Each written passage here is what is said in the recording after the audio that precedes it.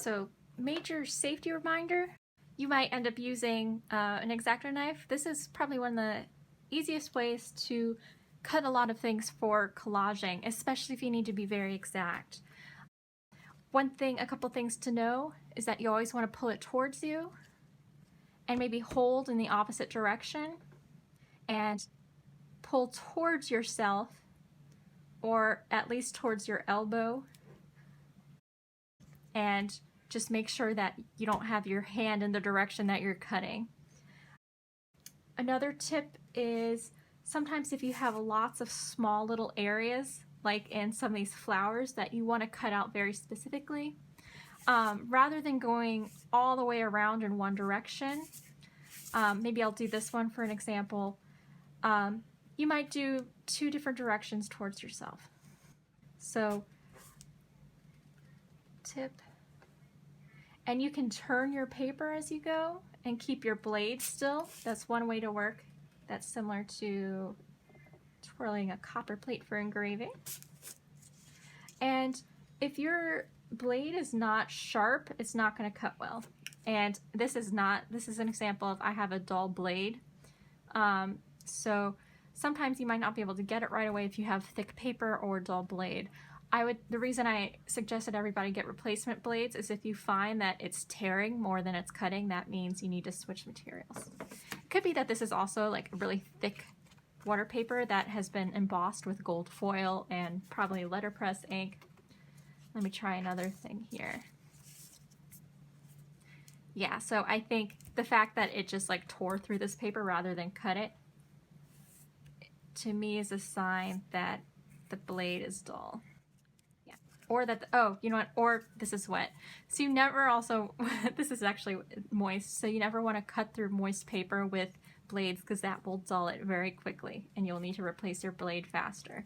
But also that causes tearing as well. So if you're trying to cut something that you've painted, trying to cut it with even scissors can be very hard to do and it will just tear the paper. But if you are looking for something like a torn soft edge that shows off some of the fibers differently than just tearing it straight, you know, hey, that's, you can use that on purpose too.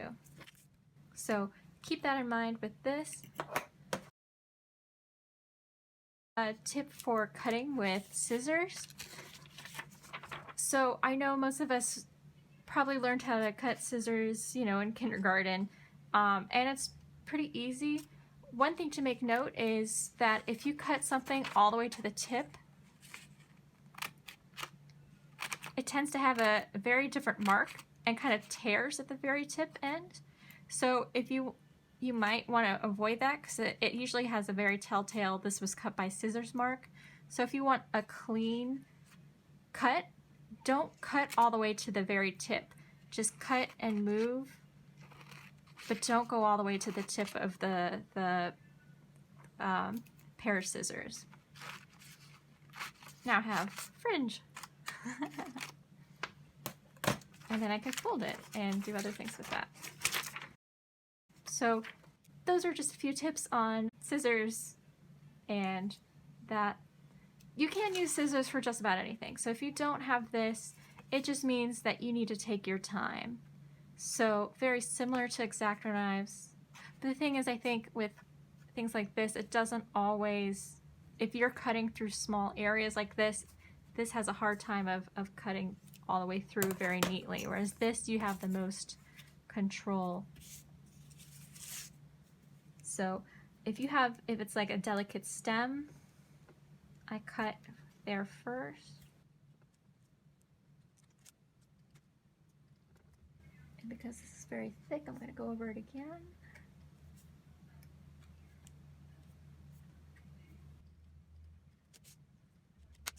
Okay, this is probably not the best material for this. You can also use a box cutter for something this thick.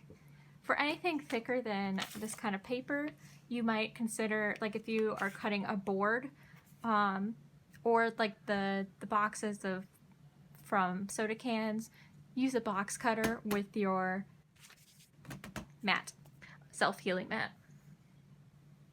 Ooh, if you are going to use something like fabric or fabric scraps, you can go ahead and use regular scissors, but one thing I've discovered over the years is that having a pair of special, like either keeping your paper and fabric scissors separate and labeling them. They make special fabric scissors. And sometimes I find that it's been a lifesaver, especially since I do things like cutting down clothes to make into paper and having to cut 1-inch squares out of like a former dress. It's way easier to do that with proper fabric scissors than with scissors dedicated to paper solely. And of course I lost mine and I don't know where I put it. And so I've been digging through my bags of clothes for paper making, trying to find where it went. But hopefully a few of these tips helped. Enjoy. A quick note about X-Acto knives. You always want to make sure that it's completely, if you're using this style, you want to make sure that it's always completely tight when you go to work, otherwise it'll wiggle and can be a safety hazard if it's not there correctly. One thing that I also learned was to carry it. You switch it so that the blade is facing down and in and closing that. So that if you had to put it in a bag, which I would suggest always putting this inside a special carrier for art supplies, not just thrown into a purse. Because sometimes I find that this, even though it's not the blade part and it's more blunt, can also do some damage and take out a chunk of skin. So just beware, and you don't want to just have this floating around your bag. But sometimes that's something you can do. But a lot of times they come in little trays to replace. You never just want to chuck a blade into the trash. Within the art department, there's a special place for blade disposal in a couple of the sculpture classrooms. And typically you just don't want to chuck something like this in the trash can. At home, sometimes I've wrapped it in another material, but usually if you can find something like a sharps container, that's the best way to handle tossing blades. I think most of the X-Acto knives come with like a little plastic thing, but there's a couple kits that they sell that come with this where they have a place to dispose of the old blades. So then that's a way you don't have to deal with it. You might be able to just toss this out or take it to do some research in your local area in case they do have like a special sharps collection. And this just kind of slides out. And make sure you only grab one and put it back in the blade and tighten it before you go. And just be careful if you do that too. Now, another type is what's called a retractable blade, which I like because instead of having to change out a whole blade, usually wherever I am, you can snap off the edge. I've seen people able to just go like this and snap it. Sometimes I don't seem to get that much leverage.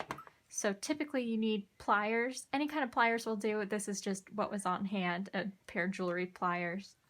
But you want to keep the blade as close as possible to like the pivot point. It usually has some marks on here, little lines for where the edge of each blade is. And then snap, you have this. And then similar to the other thing, sometimes I'll put it on a piece of tape so I don't completely lose it and I can find it. So I'm gonna, but I could also just stick it in this, but I have a special sharps place elsewhere. So I do something like this so that I can find it easier. Sometimes I'll wrap it up in this, but just in case I'm handling a trash bag or something like that later, I don't want to do that. So I'll save this on here so I know where to find it later. Now, they also come with replaceable blades. Sometimes you have to buy it separately.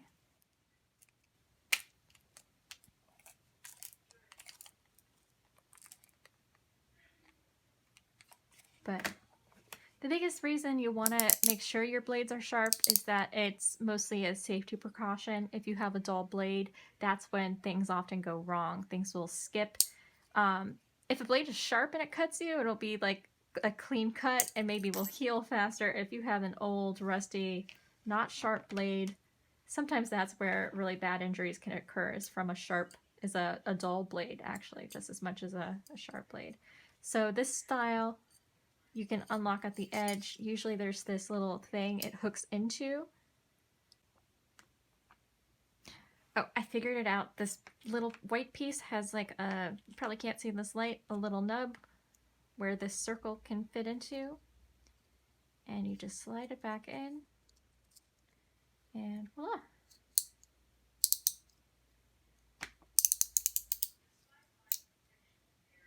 Ta-da.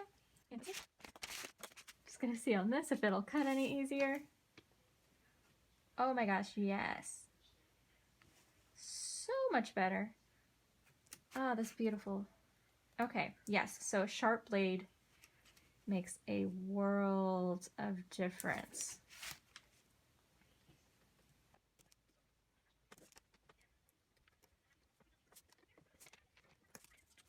Ah, okay, so it fell apart, but I have little golden pieces, and so much easier to cut when you have a proper sharp blade. And I'll do a quick demo of maybe cutting out the hummingbird.